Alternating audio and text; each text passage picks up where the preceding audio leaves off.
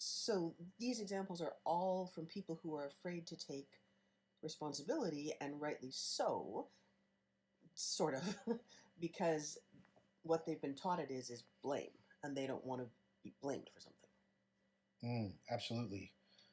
I've noticed over the years, lots of people come in with kind of a love-hate dynamic towards the idea of responsibility. And over talking to people for thousands of hours, like we both have, I've really come to realize that a big part of where there is that sort of push-pull towards responsibility is because generally in casual vernacular, responsibility and blame are interchangeable in most people's thinking. And really, there's a really distinct and powerful difference between blame and responsibility in terms of how they function, the path that they put you on, and how you can learn to handle them.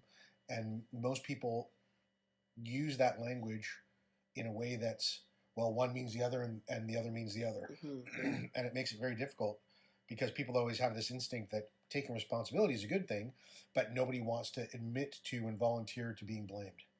Yeah, which is sane. I would think so. Very sane.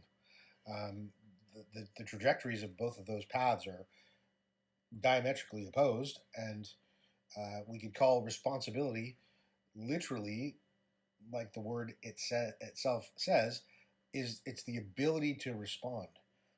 It's kind of a proactive process. It's an active process that you have to choose. Responsibility is truly only something that you can actually take.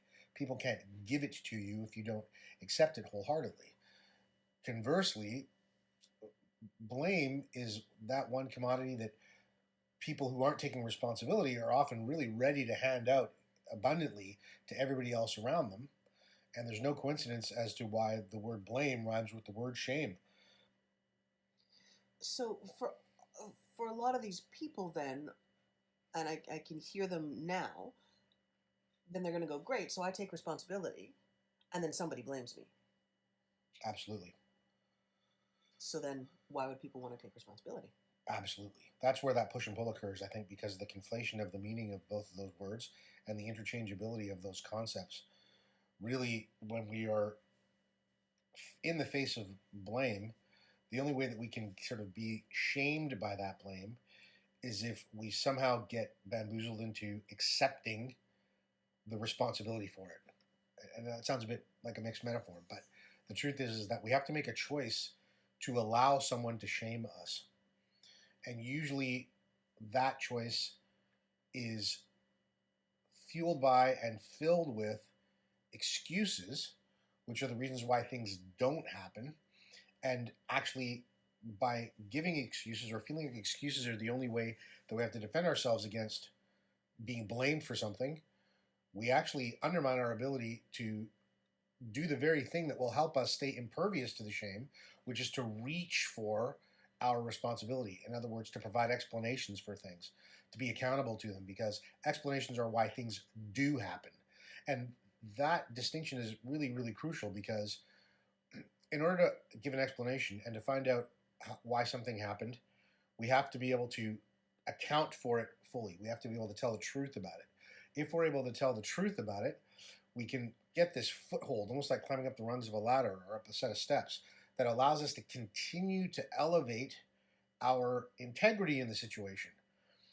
Integrity and self-worth and dignity are all very closely linked and fuel each other.